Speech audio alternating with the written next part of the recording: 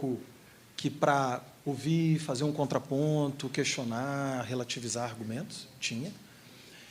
E também tinham algumas concepções, isso é muito interessante, é objeto de controvérsia, mas tem também, dentro da própria esquerda, uma narrativa que privilegia a luta armada, a luta urbana, a luta dos estudantes, né, a luta das grandes metrópoles.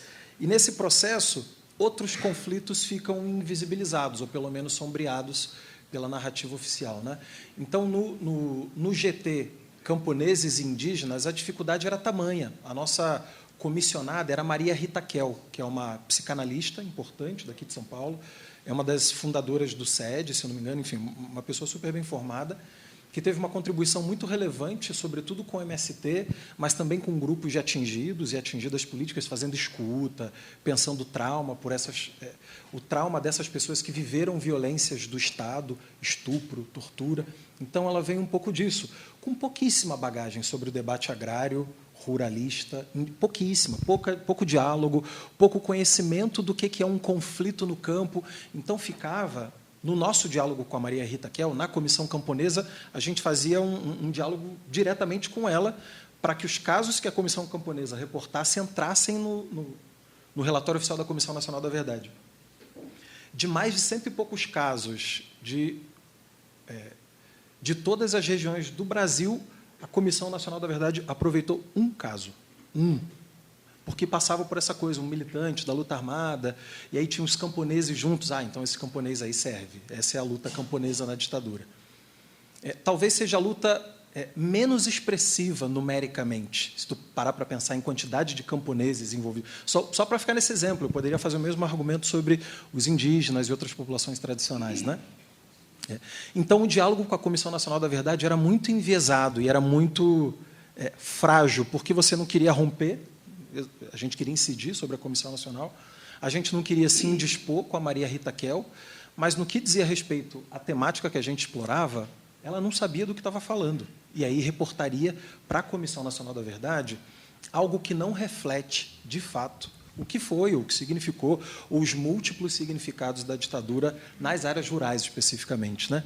Pró-álcool.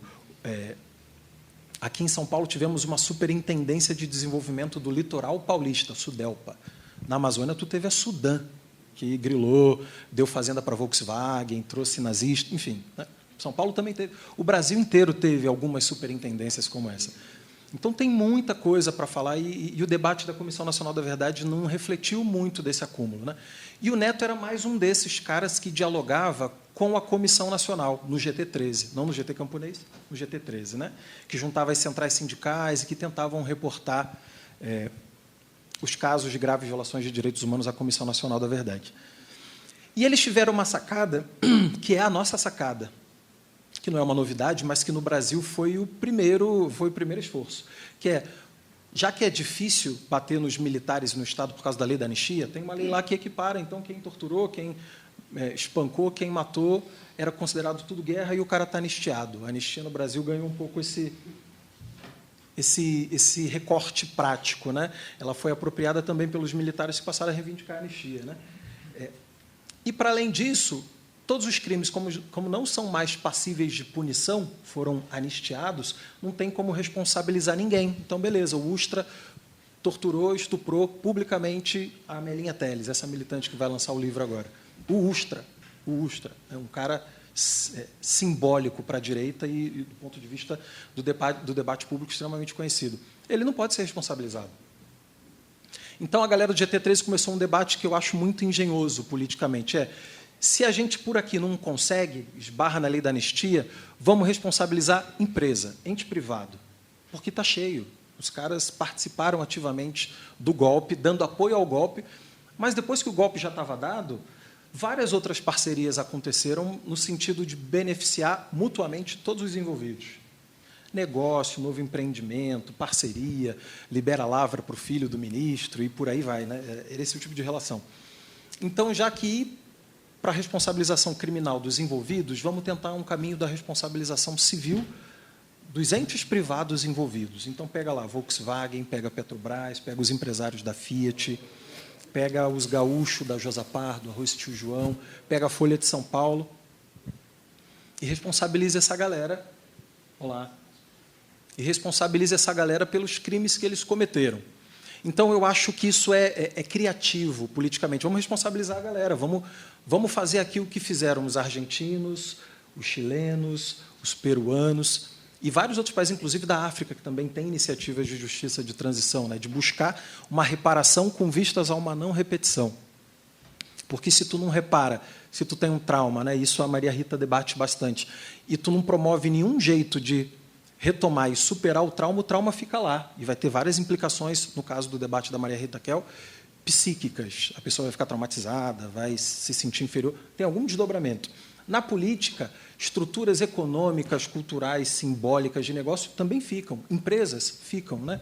Pensa que a Volks chegou aqui na ditadura, um pouco antes até, né? E, enfim, é uma das maiores montadoras do mundo, campeã de vendas no Brasil, etc. Então, essas empresas perduram, seus projetos políticos amadurecem. Né? Isso também tem consequências sociais, econômicas, políticas importantes. Mas aí a gente está falando, o Neto vai poder falar disso quando chegar, inclusive, vou até ligar para ele daqui a pouco. Quando você tira um debate que até então se dá na esfera pública, é a Comissão Nacional lançando seu relatório, falando dos crimes, isso é um debate público e também político que está sendo travado. Quando você inclui a esfera jurídica nesse meio, o jogo é outro. O jogo é outro. E aí você tem vários constrangimentos, várias limitações. Por exemplo, a gente sabe que a Folha de São Paulo apoiou o regime militar de N maneiras. O Adriano Diogo, vocês vão poder ver no dia 30, se ele não aparecer por aqui antes, ele conta, antes de eu ser preso, o carro da Folha parou do lado de fora. Apareceram policiais do nada, a gente estava de olho na rua, então, provavelmente, eles vieram lá de dentro. Né? Então, mas, quando você leva isso para a justiça, você tem que dizer, como esse camarada que está lá no fundo, que acabou de chegar, o Sebastião Neto, você tem que dizer quem foi, quem que saiu do carro, concretamente. Né? Você não pode acusar qualquer um de vocês que está aqui de um crime sem apontar evidência. O ônus da prova é de quem acusa, né? Em tese. Então, quando você leva responsabilizações para a esfera jurídica, você começa a se deparar com dificuldades de outra natureza, que não são propriamente históricas, de remontar o caso ou de ouvir o relato. Você tem que comprovar. Então, isso também traz algumas especificidades para a luta política que eu acho que o Neto vai, sem dúvida, comentar. Né? Porque um primeiro desdobramento prático do GT13, e ele vai poder falar, porque ele secretariou o GT13, foi ao final do lançamento do relatório da Comissão Nacional da Verdade, ajuizar uma ação civil pública contra a Volkswagen, e o Neto vai falar disso e de outras coisas com vocês, né?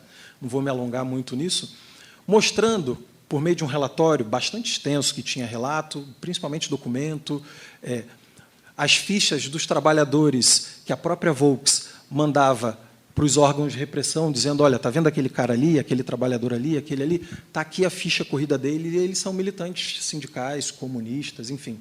Entregava os caras, né, para os aparelhos de repressão. Então, depois a empresa dedurava quem era, saía dali, o DOPS, o DECODE pegava, levava o cara, torturava, sequestrava. Né? Eles conseguiram mostrar, por meio de documentos e relato, que a Volks, inclusive, mantinha cativo, sequestrava trabalhadores militantes, espancava os caras, deixava presos ali para arranjar confissão. Né? Inclusive, o Neto... E os trabalhadores têm sua associação hoje em dia.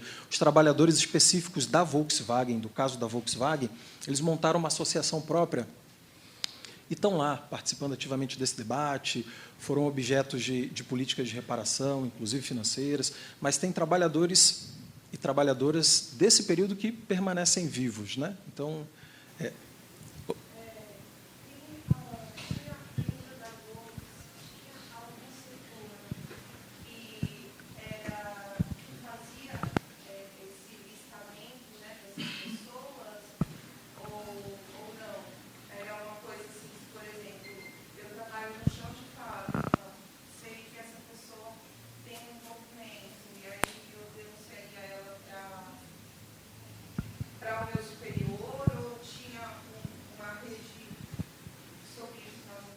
Tinha tudo isso, e eu queria convidar o Neto aqui para frente, Sebastião Neto, se você puder vir, por favor, que aí a gente já segue o debate, que eu acho que, inclusive, ele vai ter condições de te responder melhor do que eu. Esse cara, o que ele conhece da Volkswagen não está escrito. Ele, daqui a pouco, vai quase receber uma proposta para trabalhar lá, de tanto que conhece da empresa e de tantas outras aí, né, Neto? Conheço bem até o Paraty. Tudo bem? E aí? A ideia aqui é você usar o espaço do jeito que você achar razoável, em pé, sentado, como você quiser. Microfone com fio, sem fio. Eu posso até pegar uma água para você. Mas aí você pode usar o tempo que você achar interessante. Considerando aí que a ênfase do nosso debate é empresariado e ditadura. Então, acho que você tá no lugar certo. Tá bom. Deixa eu começar pelo meio. Isso aqui é 2015. Tem gente que acha que é propaganda de empresa, tanto logotipo que tem aqui. Não é. Aqui embaixo está escrito: as empresas citadas, as corporações citadas fazem parte do conjunto de as empresas citadas fazem parte do conjunto de corporações cúmplices da ditadura, segundo apurado em 64 a Conquista do Estado do Dreyfus, né, da René Armand Dreyfus, e do relatório da Comissão Nacional da Verdade. O que quer dizer isso aqui? Isso aqui é um cartaz com alguma das empresas, algumas, que são poucas, vocês vão ver que o Brasil deve ter 500, 600 grandes empresas, 700, 1.000. Falo grande não apenas com o número de trabalhadores, com o volume de negócio e tal, mas vamos dizer que tem 500 grandes empresas, 1.000, 2.000, então são algumas. O difícil é achar uma que não cooperou bastante com a ditadura. Então, o problema não é deles, é nosso, que pesquisamos pouco. Nós, tudo que vocês já ouviram falar até agora de ditadura, Comissão da Verdade, os arquivos mal foram arranhados. Mal foram arranhados. Então, se vocês querem estudar, tem ali o APESP, Voluntários da Pátria, vai lá. É uma fonte inacreditável de documentação. Inacreditável. Para vocês terem ideia, uma nova onda de pesquisa, nova onda agora, que terminou em junho do ano passado, depois vou falar das empresas que estão com o inquérito aberto, acharam umas 5.000 fichas da Itaipu. Uma coisa muito... Ninguém sabe como é que funcionava a coisa direito. A Itaipu era lá, no Paraná, na fronteira. Todo cara que ia trabalhar lá passava pelo DOPS São Paulo. Não sei qual que é a lógica. Não conseguíamos achar a explicação. Né? E tem documentos tipo... O cara trabalhava na Petrobras e tem um informe do Chile que ele é um cara suspeito. Tem todo tipo de papel. Coisas muito bizarras, aparentemente bizarras, porque não são bizarras. É que a gente não tem o arquivo, tem os pedaços do arquivo. E aí é preciso dizer uma coisa muito importante. Os arquivos dos órgãos militares nunca tivemos acesso. Nunca é uma palavra meio definitiva, né? Igual sempre, né? Te amarei sempre, nunca gostei de você. São palavras muito definitivas. O que tem, às vezes, um órgão das Forças Armadas faz uma informação para um outro órgão, por exemplo, o DOPS São Paulo. Aí você tem aquele papelzinho, mas você não acha a sequência desse papel. Então, fulano é suspeito de, o fulano participou de, mas aí tem, para ser distribuído, aí tem 2, 3, 4, 5, em geral, meia dúzia de órgãos, ou o CIEX, que é do Exército, ou o CENIMAR, o da Marinha, não é? Então, a primeira coisa que eu queria dizer, se vocês estão estudando, é um bom campo de estudo, porque não foi estudado ainda. Então, o que vocês estão tomando conhecimento, embora, como se diz, arrasadoras, não sei se tem a palavra assombradoras, terrificantes, é só a pontinha do novelo. Nós estamos falando de documentação. Estamos falando, eu acho, meu avô. Não é isso. Não é boato, não é lenda urbana. Estou falando de documentos e testemunhos. Então, vai lá. Senta que lá vai a história. A Comissão Nacional da Verdade, ela foi uma imposição do Tribunal da Corte Interamericana de Justiça. O Estado brasileiro, Estado, gente, Estado, não governo. O Estado brasileiro desapareceu com os corpos dos companheiros do Araguaia, do PCdoB. Se não me engano, 47 corpos. Eram 60 e poucos, mataram 47, se não me engano. Posso estar errado no número. Desapareceu, ou seja, não há explicação do que aconteceu com determinadas pessoas. E tem muitos testemunhos. Tem o mateiro, que guiou na caçada. Tem o índio Suruí, que estava junto. Tem um ex-soldado. Tem um filme que vocês têm no YouTube, chama Soldados do Araguaia. É um dos filmes mais sombrios que tem. Aí só tem coisa ruim, porque os caras são da região, foram empoderados, como se diz agora, para serem guias do Exército, porque eles conheciam a mata, e hoje não vale nada para ninguém. Não vale para a família, não vale para o Exército, não são anistiados, estão na merda, total. Tem um livro que chama, eu sempre confundo o nome, A Face da Morte, que tem um grupo de rock chamado, tinha um grupo tipo Racionais, A Face da Morte, acho que tinha também, que era ligado ao PCdoB, que era muito bom. Tem um livro que é A Face da Morte, tem um filme da Globo, muito bom, um desses bonitões da Globo. Tem um assassino que matou, anotando num caderno, se não me engano, 479 ou 490 e poucas pessoas. Matou, anotado num caderno. Pá, pá, pá, pá, pá, pá, pá. Tem um grande jornalista que fez esse livro, dá uma gulgada que vocês vão achar. E a Globo fez um filme que não é ruim, o filme, é bom o filme. Esse cara é um dos caras que, quando o Genuíno estava preso, eu fiquei tão assustado com a história que perguntei para o Genuíno. Ele falou, não, é verdade a história. O Genuíno estava preso, sendo arrastado, né? E uma coisa meio escrota, porque os caras iam a cavalo dentro da mata, dentro das picadas, e o preso ia a pé meio do jeito que o cavalo ia, né?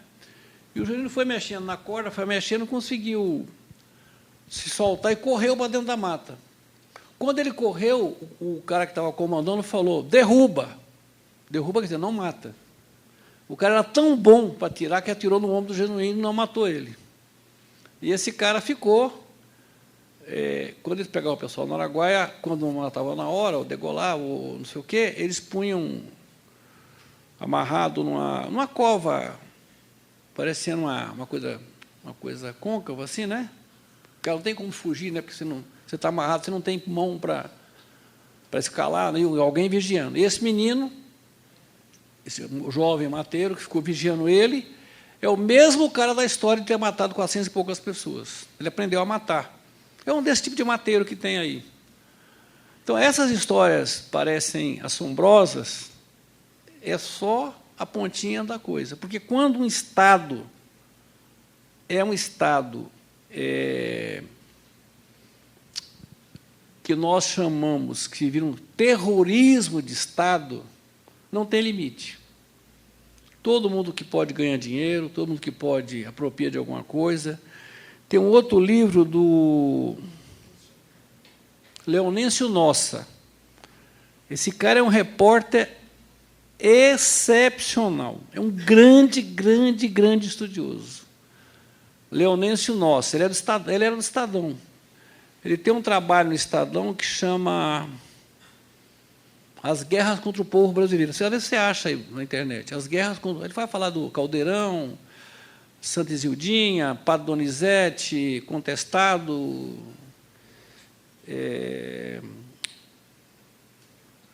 Antônio Conselheiro, como que o Estado brasileiro, na sua formação, a tradição do Caxias, o Exército como elemento de unificação do Estado brasileiro, o Império e depois a República. É um Estado que sempre guerreou contra o povo. Então, a polícia militar aí na rua, que a gente tem medo dela, ela é simplesmente a continuidade. Vocês vão ali na rua Tabatinguera, quando vocês vão na Silveira Martins, tem a Rua do Carmo, que é a rua mais velha de São Paulo, tem a Tabatinguera, que é assim, né? A de cima é a Silveira Martins. Você sai do Poupa Tempo, ali do metrô, você é pelo Bombeiro, você vai na Silveira Martins, onde era a sede do PT Nacional. Você vai sair direto na Associação das Classes Laboriosas, que é uma entidade muito antiga, que era antes da Roberto Simons. Ao lado, lá tem a Associação dos Oficiais da Polícia Militar. E lá dentro tem um self-service, mais ou menos. E tem um corredor assim, dessa largura assim. Tem umas 15 gravuras mostrando a história da Polícia Militar de São Paulo. Tudo isso que eu falei, contestado, Guerra do Paraguai, Lei do Estrangeiro do Adolfo Gordo, mostra alguma ação de repressão da Polícia Militar exaltando a Polícia Militar, por isso que nós vamos chamar a Polícia Militar, né? A força estava ativa, batendo em estrangeiro, carinha italianinho, polonesinho, mostrando que atuou na aplicação da lei dos estrangeiros, Adolfo Gordo, glorificando a ação de repressão, quadros. A lei do pintor é péssimo, mas mostra mais ou menos. Por que eu estou falando isso? Porque tem um conceito que foi desenvolvido na justiça de transição, que é o terrorismo de Estado. Então, quando você viu um processo de terrorismo de Estado, não tem limite, eu dizia.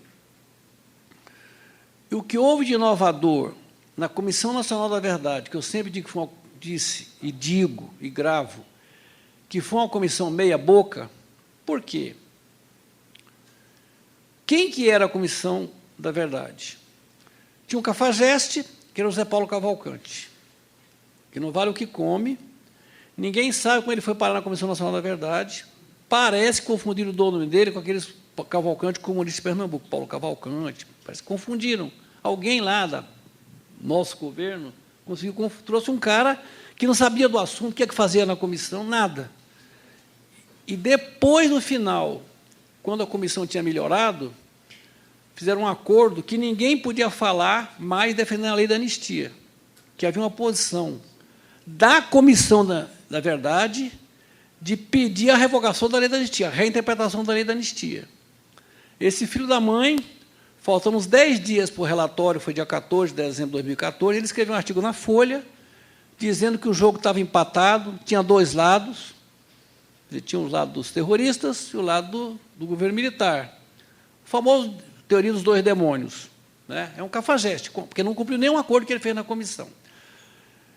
Tinham 3 pessoas boas, mas complicadas politicamente. Zé Carlos Dias, Paulo Sérgio Pinheiro, que era aquele pessoal.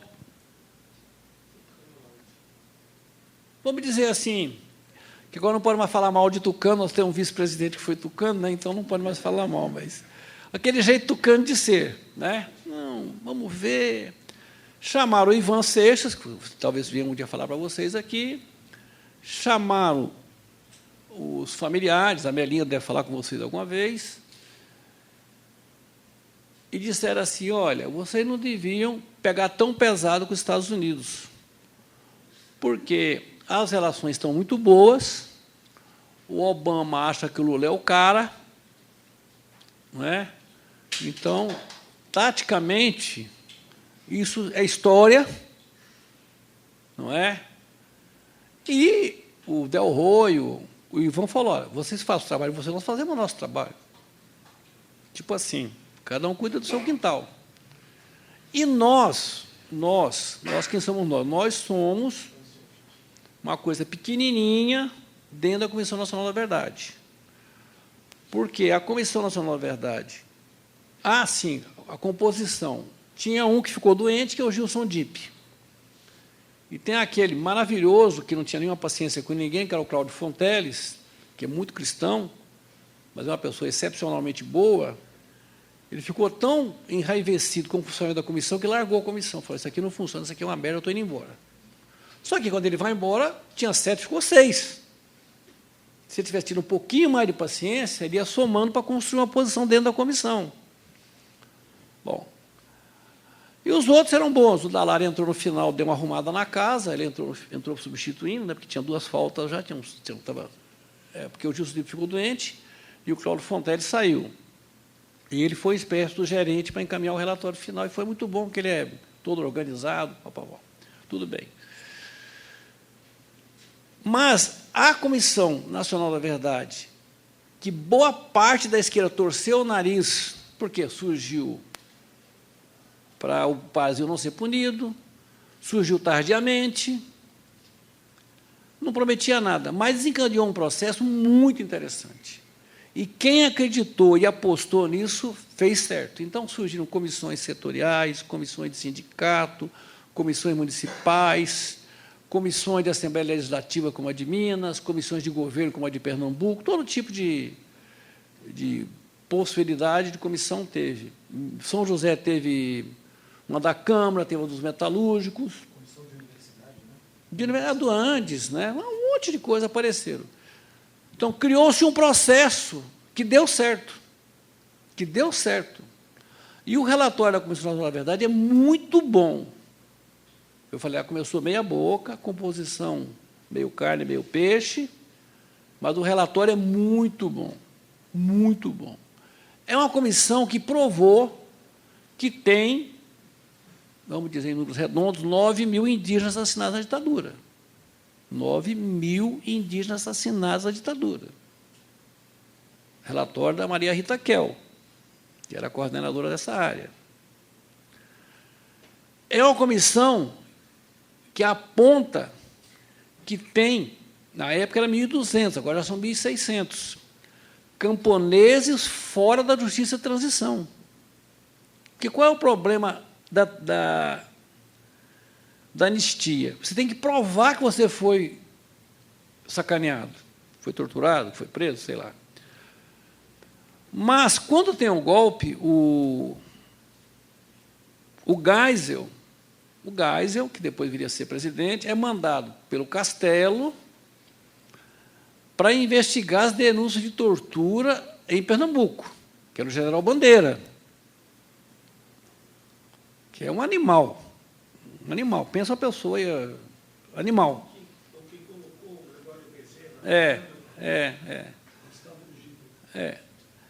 Exatamente. Aí tem o livro da menina, da Moreira Alves, o branquinho, a capinha branca. Não. Tortura e Torturados, né? E tem um da menina. Estado e Oposição do Brasil. Acho que é. Que vai falando das torturas e tem difusão internacional. Quer dizer, para provar que realmente havia uma tortura sistemática em Pernambuco, né? Ou no Nordeste. Mas esse mesmo general Bandeira, ele faz uma ordem de serviço, não sei se é a palavra correta, logo após o golpe, que é para criar volantes. O que é volante? Volante é uma palavra muito nordestina que designava os que iam caçar cangaceiros, da década de 20, lá. As volantes, a volante tal, a volante tal. E a volante é exatamente um cabo e 2 soldados. É um jipinho, né, com ordem de fazer tal coisa. Qual era a ordem? Destruir a sede das ligas. Destruir. O que era destruir? Acabar. Chegar lá e quebra tudo. E subir com tudo. Isso causa um grande problema, porque as lideranças camponesas que fugiram, foram trabalhar em outras roças, mudar de estado, foram morar com parente. A Maria Elizabeth Teixeira, com acho que 7 filhos na época, o Coutinho estava fazendo o filme Cabra Marcado para Morrer, o João Pedro é assassinado, vem o golpe, essa mulher analfabeta muda de nome e fica clandestino da ditadura. Só que são milhares deles que fizeram isso. Milhares de camponeses, lideranças camponesas, que eram naturalmente incultos, naturalmente analfabetos. O que o cara faz? Sai de Pernambuco, vai para Maranhão, sai do Maranhão, vai para Goiás, sai de Goiás, vai para Mato Grosso, sei lá, dá um jeito na vida, pega o trecho, como se diz. Essas pessoas são os chamados camponeses fora da justiça de transição. Tem um companheiro de trabalho do Gabriel aqui, que é o Gilney Viana, tem um livrinho, Camponeses fora da justiça de transição. São 1.200 nomes. O trabalho dele já chegou em 1.600 agora. Deve estar avançando, que ele vai pesquisando. Porque esse cara, quando quer provar que ele foi perseguido, ele não tem papel. Aqui em São Mateus, não sei se está viu, tem o Manu. O Manu é de Alagoa Grande, que é em Alagoas. O Aldo Arantes e a Dodora, que são muito conhecidos nessa área de estudo aqui, Maria Soladora Arantes, que estava aqui no Centro Sapientes muitos anos, não sei se está aposentada, eram da meditação popular, foram presos lá em Alagoa Grande. Bom, são pessoas de origem setor médio, tem advogado, mal ou bem, são presos, torturados, condenados, etc. E tal. Os dois são anistiados. E o único papel que o Manu tem, que prova que ele foi preso lá, que apanhou, ficou 2 meses apanhando, é uma carta do Aldo Arantes, que a Comissão de Anistia não aceitou, porque não é documento. Por isso que os camponeses ficam fora da justiça de transição. Por que eu estou insistindo nesse ponto? Porque a Comissão Nacional da Verdade fez um trabalho de verdade e memória. A questão agora é justiça e reparação. Então, essa é a pegada que eu quero falar para vocês. Nós temos, apesar de pouca pesquisa, apesar de um quase desinteresse geral da universidade, apesar de não ter dinheiro, apesar dos vacilos dos governos petistas, né? Apesar de tudo isso, tem muita documentação já. E dentro dessa documentação, eu acho que vou distribuir para vocês isso aqui no final, ó, dá a impressão que eu sou de algum... Como é que chama a empresa quando dá certo? Um case, né? Sucesso, empresa de sucesso, não é isso? Cheio de logotipo, né? Nossa empresa, as Casas Bahia. Né? Então, essas 14 empresas hoje, 14 empresas, têm queda do Ministério Público. Hoje. Isso é uma coisa que pouca gente está sabendo no Brasil. Então, essa oportunidade de vir aqui falar para um grupo de pessoas esclarecidas, olha, está acontecendo isso, tem informação. Esse papelzinho aqui, depois vocês pegam, tem Instagram, tem Facebook, tem YouTube, tem um trabalho enorme por trás, não só nós, tem muita gente pelo Brasil, que tem 14 empresas com inquérito do Ministério Público. Ou seja, vem da onde isso aqui? Aí eu vou contar essa historinha, que é a minha aula para vocês. Ó, olha os nomes aí. Petrobras, Josapar, que é a do tio João, arroz tio João, que é a sua pesquisa, né? Cobrasma, aqui em Osasco. A Mannesmann, que é uma empresa tradicional de tubos de aço no mundo inteiro, uma grande empresa alemã. A Belgo Mineira, que agora é a ArcelorMittal. A Paranapanema, que na década de 80 foi a segunda maior empresa do Brasil, a maior que o Bradesco. Paranapanema atuou em toda a Amazônia Legal, A Folha de São Paulo, nossa querida aqui da Barão de Limeira, que vocês adoram de ler, reclama quando a Folha erra. A Folha está com a posição. Bom, a Folha é isso. Reclamar da Folha, tem gente que reclama como consumidor, né? Reclama do seu jornal, tá certo. Eu acho uma babaquice, mas boa sorte. O Porque dá a impressão assim, o Estadão é conservador, a Folha é moderna. Tá. A Volkswagen, né, que o Gabriel estava fazendo comercial quando eu cheguei, a Companhia Siderúrgica Nacional, que é uma estatal, a Aracruz Celulose, que está fazendo uma obra no Mato Grosso, ela destruiu o Espírito Santo, agora vai destruir o resto que resta do Mato Grosso, que o agronegócio não destruiu. Põe na internet aí, nova fábrica da Suzano no Mato Grosso, vocês vão ficar apavorados. O que é aquele empreendimento?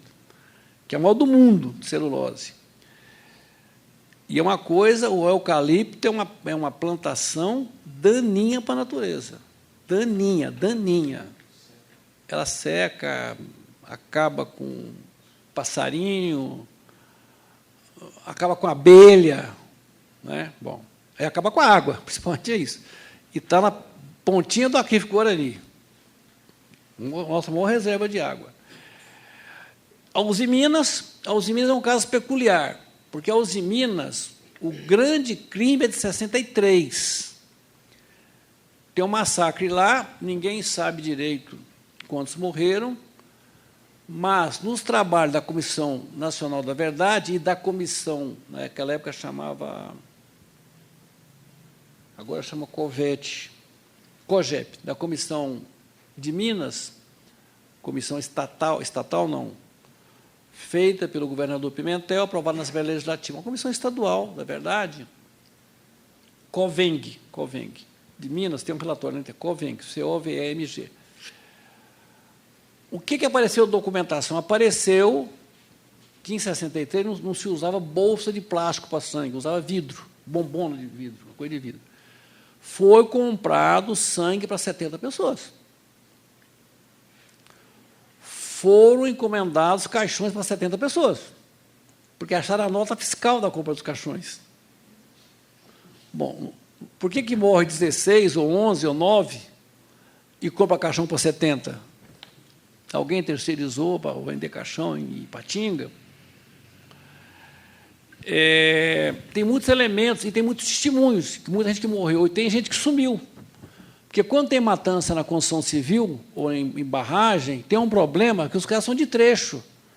Eles não são dali. O cara vem de vários estados, vai trabalhar em Itaipu, trabalhar em Ipatinga, em Volta Redonda, construindo cidade, Brasília. O cara sumiu. A família não tem notícia, o cara para 20 anos depois. Né? Então, é alguma coisa entre 60 e 70 mortos. O que foi?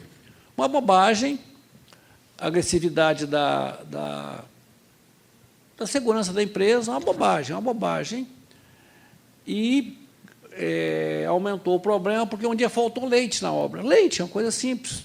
Naquela época tinha muito costume, as pessoas achavam que leite fazia bem para intoxicação, que é o contrário. Você, quando lida com elemento químico, não deve beber nada. E a lei não dá leite.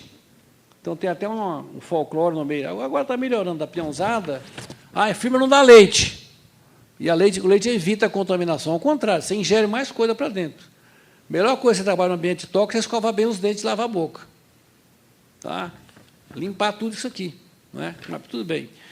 Faltou leite, os peões quebraram as coisas lá, os caras deram um pau, os peões remolaram, quebraram os alojamentos. Quando foram a caminho da usina, a PM tinha colocado aquela metralhadora de filme de cangaceiro, aquela metralhadora tosca, que tem uma coisa circular assim, e atiraram nos caras em campo aberto e mataram ninguém sabe quantas pessoas. Tá? Isso é um massacre de 63. A Fiat, que está lá em Betim, manda na cidade. A Fiat é interessante, porque a Fiat é a empresa símbolo do enfrentamento do sindicalismo italiano, particularmente o sindicalismo comunista, a CGIL, depois teve também os socialistas, da Tisli, é a grande empresa que teve que ser quebrada nos anos 60, 70, para que o sindicalismo italiano fizesse uma coisa absolutamente genial, única no mundo. Os companheiros italianos do Partido Comunista acertaram a estratégia, que nós não acertamos aqui. Eles tinham um problema lá parecido com o nosso, uma característica, que é alguém de uma determinada parte do país migra para outra parte. Nosso aqui é os mineiros, os nordestinos, que vêm para São Paulo. No caso de lá, o sul da Itália vem para o norte da Itália. E Turim é a região, é São Paulo deles lá. Qual foi a tática do sindicalismo italiano? Batalhar para diminuir os grandes salários e tornar médio o salário mais baixo. Então, ele pegava o peão, o limpador, o cara que carrega tijolo na obra, o ajudante de fábrica, e dizia, não, você tem de ganhar igual um profissional. Você tem de ganhar igual um profissional. Ganhou essa massa, puxou essa massa. E com puta trabalho político com os quadros políticos que tinham dentro das fábricas, disseram, não, o problema não é a gente aumentar mais, nós ganhamos razoável. É puxar os de baixo para ter condições de ter melhor condição de luta. Então, você cria uma luta coletiva. Quando eles conseguiram quebrar isso na Fiat, nos anos 60, eles criaram um padrão para toda a Itália. Então, a Fiat aprendeu que tinha que ir para regiões onde o sindicalismo não enchesse o saco. Acharam Minas Gerais. Rondon Pacheco, governador de Minas, deu o terreno, deu isenção de impostos, deu a obra de terraplanagem, deu não sei o quê, deu não sei o quê. E a Fiat se tornou, no mundo, a unidade mais produtiva, a do Brasil, a mais produtiva no mundo. No mundo. Depois teve crise, a Chrysler comprou, isso é outra coisa, agora chama Stellantis. Que é semelhante ao caso da Volkswagen. Tem um filme que vocês têm que ver, que não é completo, mas é muito bom. Chama-se Cúmplices. É um filme da Deutsche Welle. A menina que fez é uma excepcional repórter, chama Stephanie, esqueci o sobrenome, excepcional. O que falta no filme é que ela, quando ela chegou aqui em 2014 era o fim da comissão, estava ainda a comissão. A gente não tinha tempo para conversar com ela, né?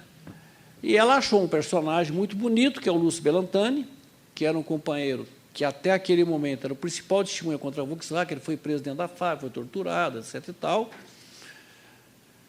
E ela fixou o filme dela, ou fez um roteiro em cima da história do Partido Comunista Volkswagen, que é uma história incrível, incrível. Eles tinham uma célula com mais de 250 pessoas dentro da Volkswagen.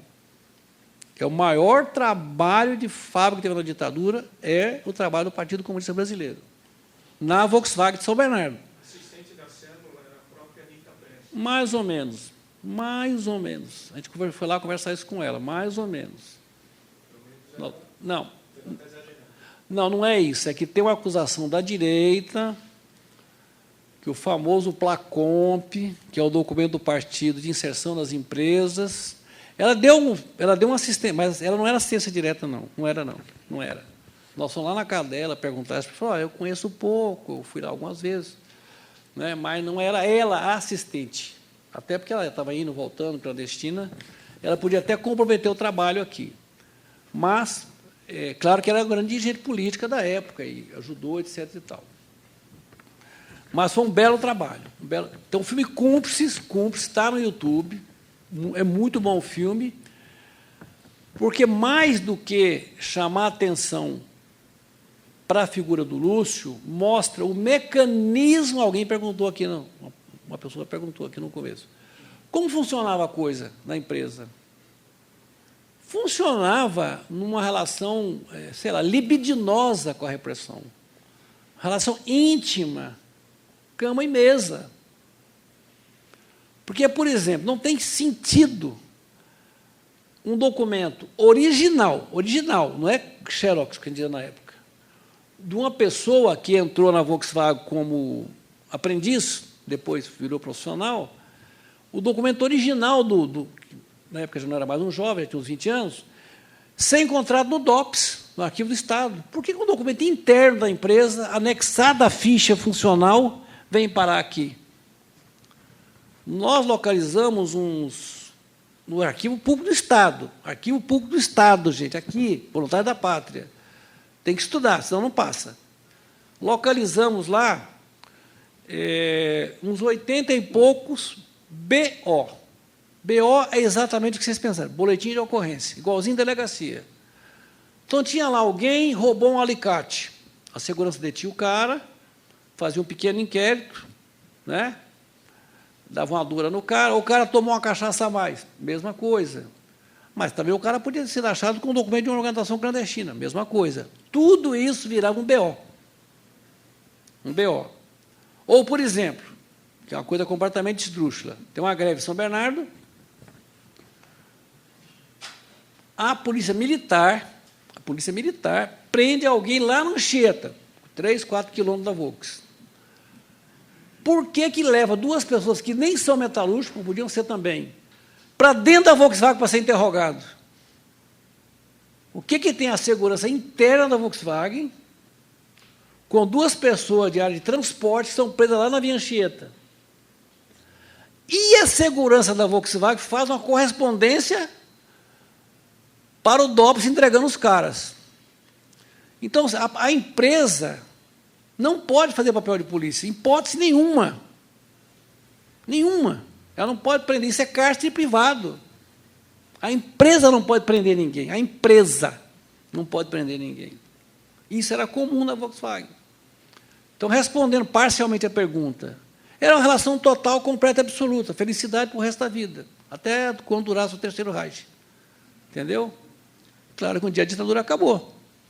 Eu acho que eles foram muito... Eu, na época, eu nunca falava isso, mas hoje eu falo, porque eu fui lendo romance, o Semprún, o Primo Levi, não sei como vocês pronunciam, que ele fala qual é a mecânica do campo.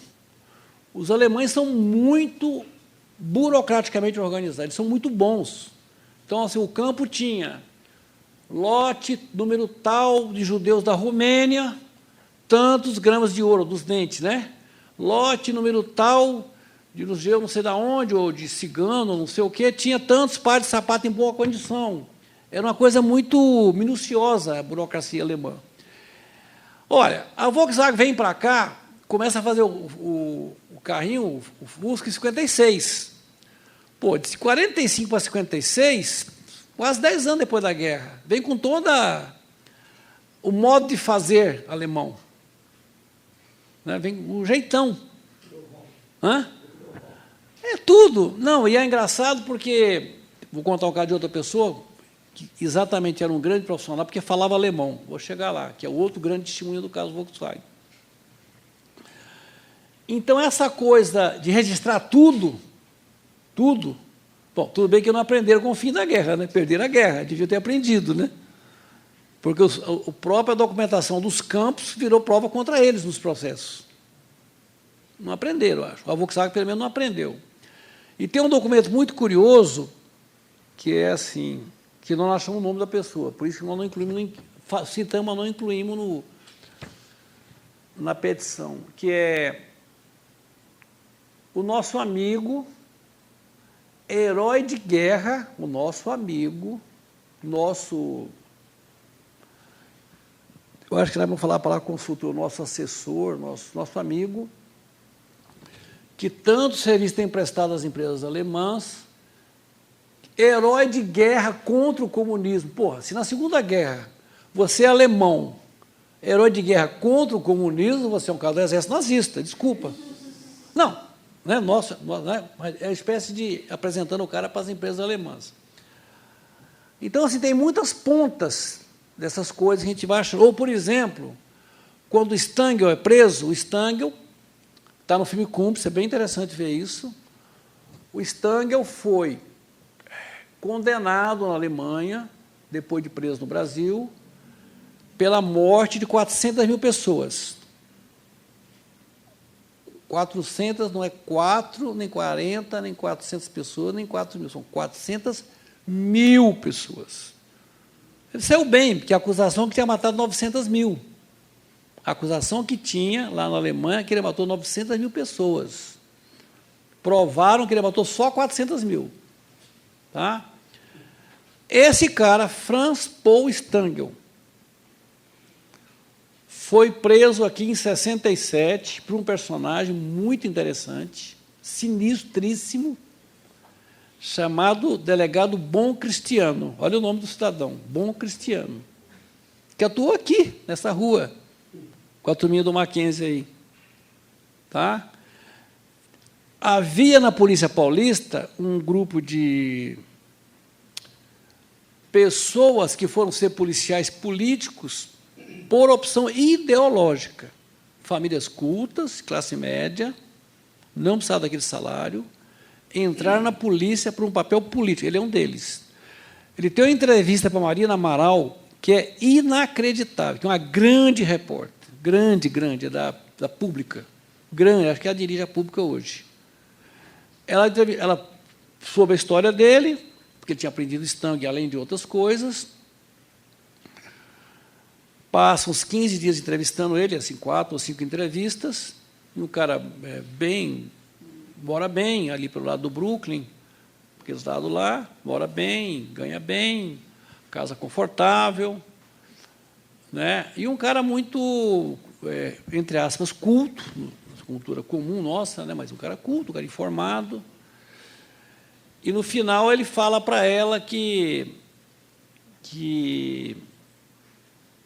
para o pessoal tomar cuidado, São Paulo é uma cidade muito perigosa. Bom, resultado. Aqueles 15 dias que ela esteve entrevistando ela, ele soube tudo que ela fez naqueles 15 dias. Isso tem 10 anos, essa história. Ou seja, os mecanismos do Estado continuam por aí. Essa gente está aí nos vigiando. Sabemos como, que acesso tem. Ele falou, olha, você sabe que São Paulo é perigoso, você está fazendo isso, está fazendo aquilo, está andando. Ele dá calafrio na pessoa, né? Você está conversando com o cara e o cara estava te monitorando o tempo todo nesse período. Algum mecanismo tem. E veja agora essas coisas que saem aí da ABIN, né? As coisas submersas do Estado continuam. É um Estado dentro do Estado, não tem a menor ilusão. Tudo isso continua aí. Tudo isso continua aí. Vigiar sindicalista, vigiar Monte Sem Terra, vigiar Índio Guarani, ver os relatórios absurdos. Ver o papel, os pedaços que apareceram naquela intentona do 8 de janeiro lá. Os personagens, aquele general, parecia um pateta dentro do palácio. É o cara do Gabinete de Segurança Institucional, o cara sabia de tudo. Então, o Estado é muito complicado. Se alguém aqui acha que está no poder, está muito enganado. Está muito enganado. Tem um governo aí, como tivemos em outros. Mas o buraco é mais embaixo. Mas vamos lá. A Volkswagen, que é o caso que eu quero centrar aqui, porque tem a ver com esse conjunto de coisas, a Volkswagen tinha uma relação contínua, não só com o Segundo Exército, como particularmente com o DOPS. Esse delegado Bom Cristiano, ele recebe a missão em 67, através do processo da Interpol, que é a Polícia Internacional, que é uma coisa legal, os estados têm essa relação, de prender um criminoso nazista chamado Franz Paul Stang, que é o tal dos 900 mil pessoas, inicialmente, em Treblinka.